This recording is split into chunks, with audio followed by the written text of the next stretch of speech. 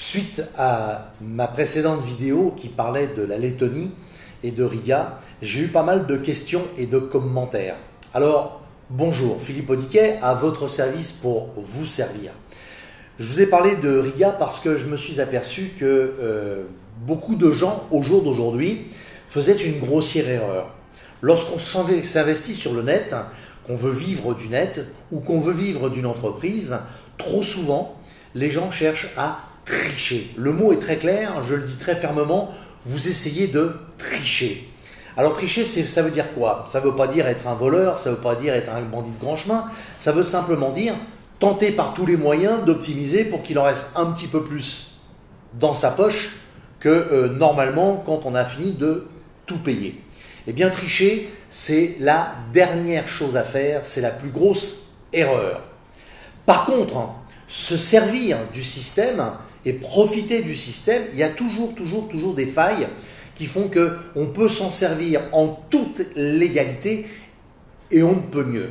Je vais vous donner un exemple qui n'a rien à voir avec ça, mais vous allez comprendre où je veux en venir.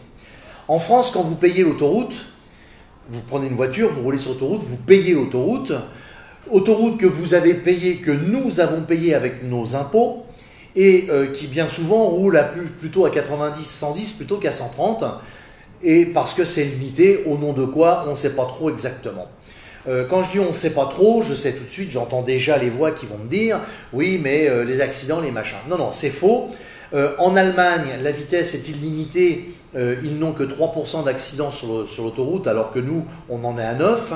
Et l'autoroute est totalement gratuite et il est entretenu. Plus ou moins bien, mais il est entretenu. Vous allez en Pologne, l'autoroute est gratuite. Est parfaitement entretenu. Vous allez en Lituanie, l'autoroute est gratuite et entretenue. Vous allez en Angleterre, l'autoroute est entretenue et gratuite. Vous allez en Lettonie, en Estonie, vous allez partout. En Belgique, c'est gratuit. Et bien souvent, il y a des limitations de vitesse qui permettent de rouler un petit peu plus confortablement. Il ne s'agit pas de rouler comme un Fangio, mais simplement de pouvoir rouler normalement. Alors, nous sommes dans l'Union européenne. Qu'est-ce que ça veut dire? Ça veut dire que normalement, tout devrait être harmonisé de façon à ce que ce soit conséquent. Eh bien, tous ces pays-là qui sont dans l'Union européenne, et pour beaucoup que je viens de citer, notamment dans le nord-est de l'Europe, à la limite de l'Union soviétique, ou juste en face, ces pays-là, qui ont des ressources beaucoup moins importantes que des pays comme la France ou l'Italie ou l'Allemagne ou qui vous voulez d'autres, eh bien, arrivent à avoir des autoroutes qui sont entretenues et gratuites. Et nous, ils sont toujours payants. Alors effectivement, non seulement on les paye, mais en plus on ne roule pas vite. Et on vous explique très gentiment qu'on va mettre des nouveaux radars pour empêcher, bien évidemment, qu'il y ait des accidents. Je ne vois pas en quoi un radar empêche un accident. Un accident, c'est un accident. Un radar, c'est juste pour juste mieux vous attraper et vous en mettre plein la tête. J'ai failli dire plein la tronche, mais quelque part, ça revient strictement au même. Alors, je reviens au sujet principal. Comme vous le voyez, l'Europe n'est pas réellement uniformisée. Il y a des différences de partout. Eh bien, il y a des pays où l'impôt société, il est de 11%. Il y a des pays, il est totalement de 7%. Il y a des pays, il est de 9%. Il y a des pays, il est de 21%. Et si vous êtes français et que vous ouvriez une entreprise à l'étranger dans l'Union européenne, ce qui vous permet de rester en euros et d'avoir moins de soucis avec les systèmes de paiement, eh bien, ce n'est pas illégal. Ce qui est illégal, c'est d'en récupérer les revenus.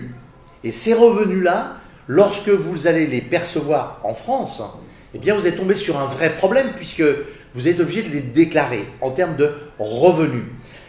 Alors figurez-vous qu'assez curieusement, quand vous créez une société dans un de ces nombreux pays que je viens de citer, et arrêtez de chercher des pays exotiques comme le Belize, les États-Unis, etc., parce que ça, il faut oublier, c'est pas fait pour nous, vous aurez énormément de problèmes à pouvoir encaisser de l'argent. Les pays connus comme l'Angleterre, l'Écosse, l'Irlande et autres, oubliés parce qu'il n'y a rien de gagné à aujourd'hui et ils sont bien connus, donc aujourd'hui ils cherchent à uniformiser.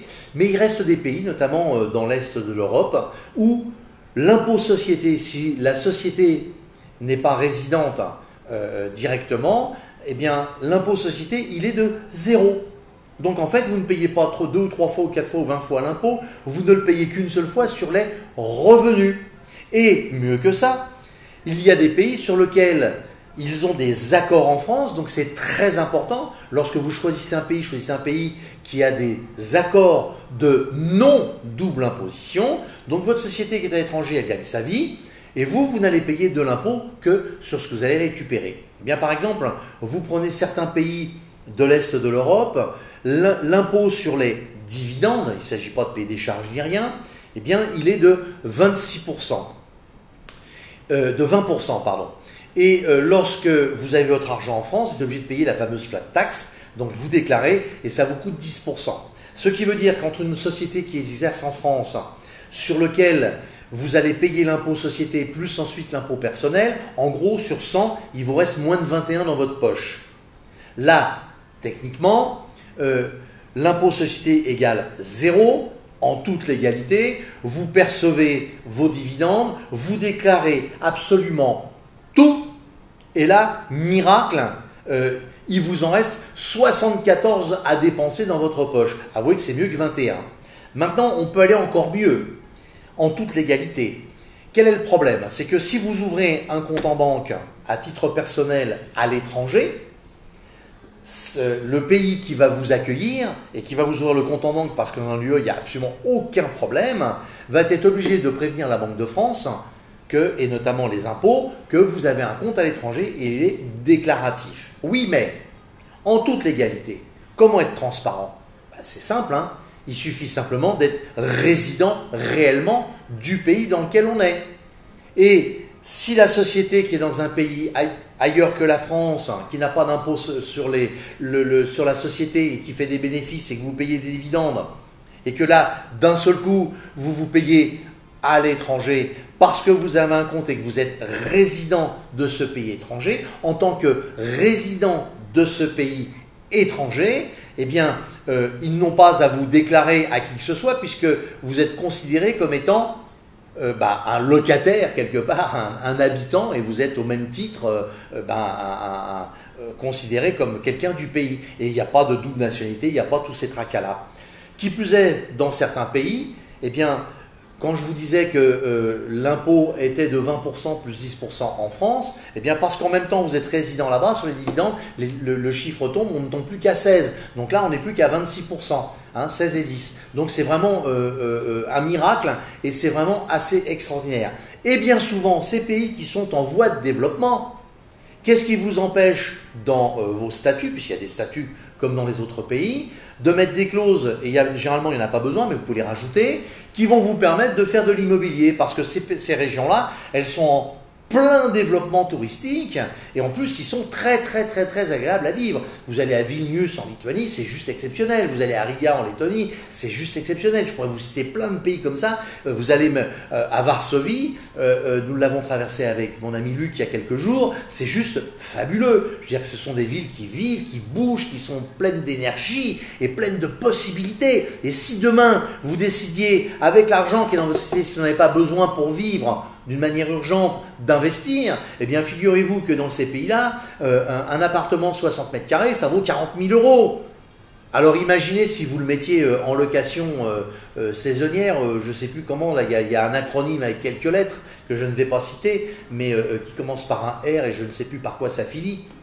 Mais peu importe, vous les trouverez sans moi, et bien là, vous allez commencer à vous générer un véritable patrimoine. Et si un jour vous deviez payer de l'impôt dessus, vous en foutez, vous avez un vrai patrimoine qui vous a coûté moins cher à monter et qui est d'aussi bonne qualité que chez nous. Et aujourd'hui, eh bien, comme je l'ai écrit dans plein de domaines, on a toujours peur de sauter le pas. Alors, je vous annonce quand même un scoop, je vais créer tout un contenu que sur ce sujet-là, et je vais le mettre à votre disposition dans quelques jours, certainement début septembre, dans un lieu où vous pourrez aller le voir et le revoir tant que vous en aurez envie. Et de cette manière-là, eh bien, vous serez aussi affûté que les autres pour pouvoir commencer une vie exceptionnelle en travaillant en toute légalité et sans souci d'avoir quelqu'un qui frappe à votre porte, qui vous dise « Bonjour, huissier, vous me devez ». Allez, je vous dis à mardi prochain. Ah oui, j'ai oublié, je vous présente mes excuses. J'ai loupé 2 semaines, mais j'ai été constamment en voiture. On a fait avec Luc plus de 7000 km pour aller vérifier ce qu'on est en train de vous affirmer et de vous confirmer. Et on va faire mieux. Là, on va mettre, et là j'espère que vous allez mettre un gros pouce exceptionnel et que vous allez mettre des vrais commentaires, parce que dans ce qu'on va vous mettre comme contenu à votre disposition tout début septembre, enfin, courant septembre, soyons larges, prenons de la marge, eh bien, sachez qu'en même temps, on vous mettra des contacts réels, téléphoniques, avec des gens en France qui parlent français couramment, car ils sont francophones, et qui pourront répondre à vos questions et vous accompagner. Alors évidemment, ils ne sont pas gratuits, mais ils pourront vous accompagner comme vous le voulez pour faire ce que vous avez envie. Alors là, ce coup-ci, je vous dis au revoir, je vous dis à mardi prochain, et puis, super fin de mois d'août. N'oubliez pas, un like, un commentaire, on se défonce pour vous et on va se défoncer ensemble. Surveillez votre boîte pour le contenu et votre vie va changer. Allez, je vous dis au revoir. Bonnes vacances!